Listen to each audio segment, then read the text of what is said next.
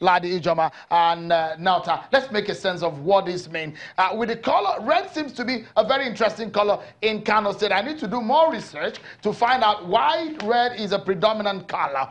When you see the red hats, yeah, is that why your tie is red as well? Oh, yeah. Just asking. Thank God nobody on this side is wearing anything red. But guys, what can you make of what has happened today, Kano? This is perhaps the last result that we optimistically expecting for tonight.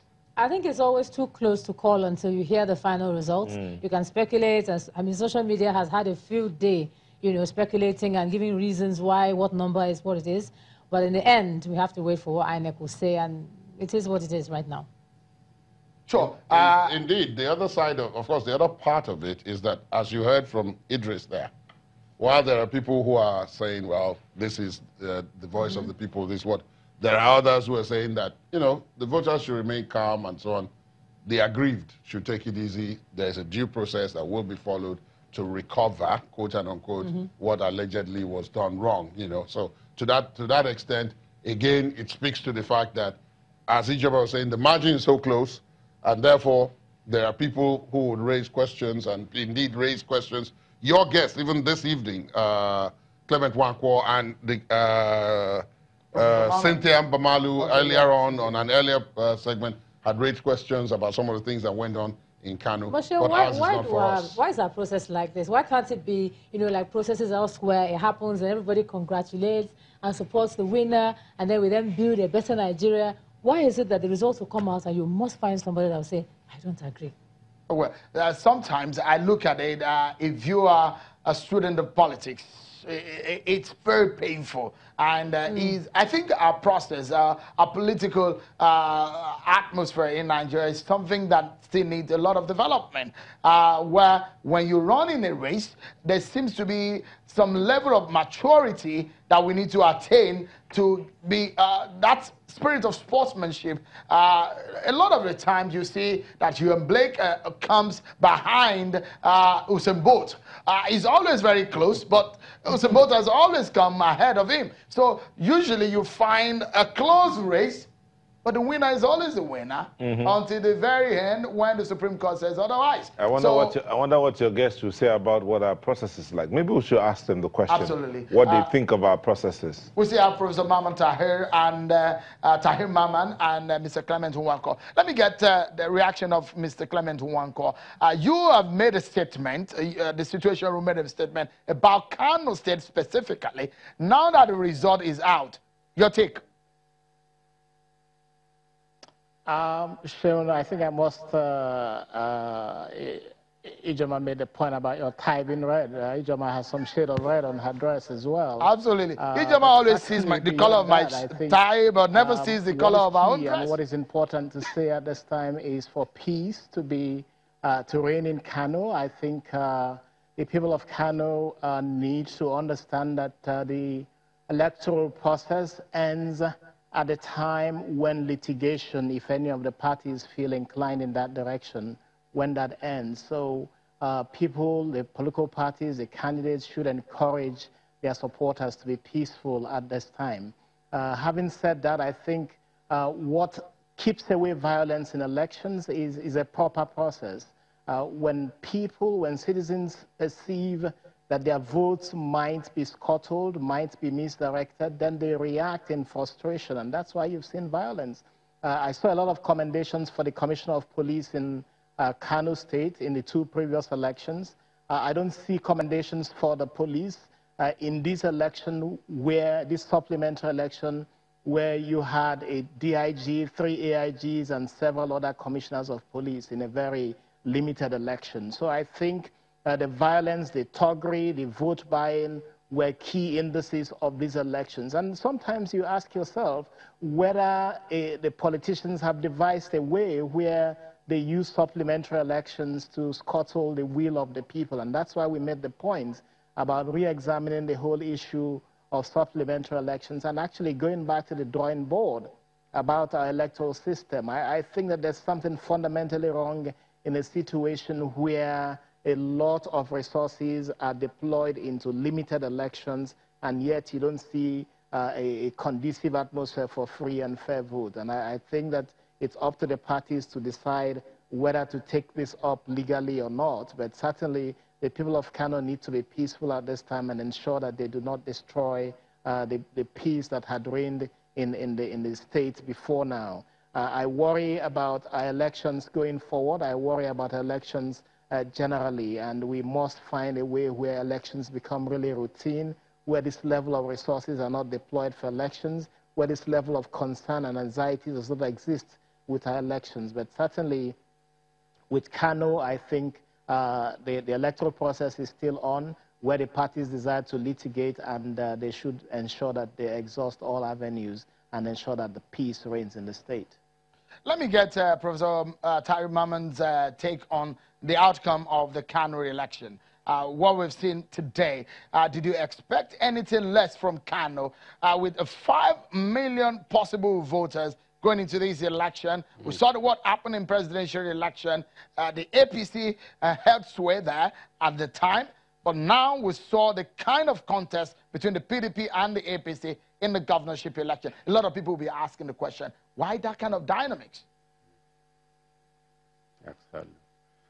Well, it underscores the adage that politics is local, because who would have imagined, actually, that in a state where the president won overwhelmingly 2-3 weeks ago, the governor incumbent is struggling to get through. It took a supplementary election for him to be able to get round, get a victory.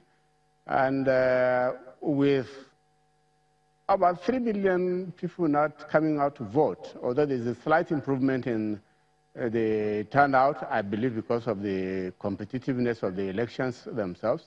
So the key thing is that the governor has to go back to the drawing board and find a way of reconnecting with the electorate, with the voters of Kano, to deliver on really the mandate of government. Because to me, if that one was done, he probably wouldn't have had that very keen competition.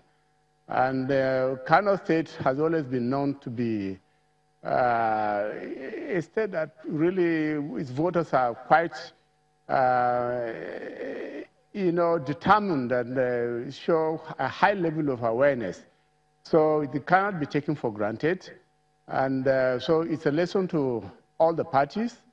And then I also want to encourage that, all the participants, both the PDP and the governor, should continue to appeal to the voters, because the most important thing is for peace to reign, and we continue to improve on the democratic process. And that's really the main takeaway from there. Perhaps let me get your final take on the program tonight, Professor Maman and Mr. Clement Nwankwo. With what we've seen today, it's been a long day for journalists, observers, and all of people who are deeply involved, one stakeholder or the other, involved in this election. And what we've seen now for our electoral map as so far, Mr. Nwankwo, for you at the election situation room, we're looking at Rivers and we're looking at Bauchi and Adamawa still hanging. Quickly, tell us, what is your greatest fear going into this process and concluding them? I think, well, hopefully tomorrow the courts make a decision on Bauchi. The Situation Room was very clear in pointing out that the courts should refrain from interfering in the electoral process as it is ongoing. The law is clear. You either have pre-election matters or post-election matters, and the courts in between should avoid making orders that interfere with the electoral process. So we do hope tomorrow that the courts are able to deal with the issue of Bauchi. Adamawa is a little bit more complicated, but again, it's either a post-election or a pre-election matter, and courts or tribunals have had to deal with these issues. With Rivers is the most outrageous of all of the situations, and everyone was quite clear, and I'm happy that the military authorities themselves investigating what went wrong with their involvement in Rivers. I think, of course, it requires an independent investigation into why the military was so heavily involved in Rivers, why there were allegations of certain top officials of this administration commanding the military the way they did and interfering in the electoral process in Rivers State. I'm happy that INEC has gone back to the drawing board, indicating that they would restart from where it was stopped. Let's hope that all of the materials and information regarding the elections that have been held in Rivers are still protected, and that they can be utilized going forward to determine what happens with Rivers. But certainly, Rivers has been a sore thumb in these elections, and my hope is that the Electoral Commission acts to deal with this, but also that the military authorities who have seen the abuses that the military got involved in with respect to Rivers State elections should henceforth avoid a situation where the military is used by partisan political interests to advance their own selfish goals. Thank you so much, Mr. Clement Nwankwo. Your final words there, very interesting one and very incisive. Let me go to Professor Tari Maman. Your own final word. I'm very certain that you will get some bill. I mean, you will, of course, get for this kind of legal opinion advice that you're about to give now. You will get some money for it. But I know you'll be giving us for free tonight for being a very good friend, that is. Tell us if you're giving INEC an advice, because this is perhaps a tumultuous moment for them. In the middle of the ocean, they're seeing this kind of wave and this kind of trouble that they are experiencing, legally speaking. How do they swim across the ocean and get to the shore safely? An advice from you. Well, INEC has been law-abiding all this while. And there's very basic legal principle that no matter how bad a decision of a court is, people must obey and then go through the appellate process. So this is where INEC is actually stuck. Otherwise, you remember initially when Adamawa came up, INEC, the REC in Adamawa said, look, we have 8710, you know, to the cover, but you cannot embark on self-help. They still have to follow the decision, abide by the decisions of the courts. The good thing is that when it comes to election matters, the courts do not waste time. And even the statutes, they encourage them to quickly deal with that. And so I expect that within the week, it will run its course, both at the trial court and possibly where there's a need for appeal. And so I see that by next week, we are going to be done with Bauchi and Adamawa State.